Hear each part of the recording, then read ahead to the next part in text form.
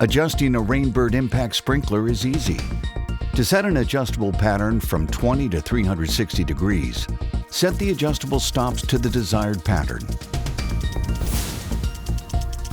To adjust the pattern to full circle, move the trip pin up. Remember to move the trip pin down when you need to set an adjustable pattern. To reduce the spray distance, move the deflector down. You can also adjust the spray distance using the diffuser pin.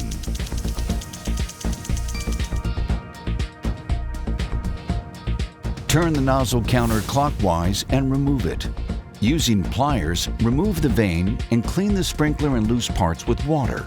Reassemble the nozzle and vane to their original positions.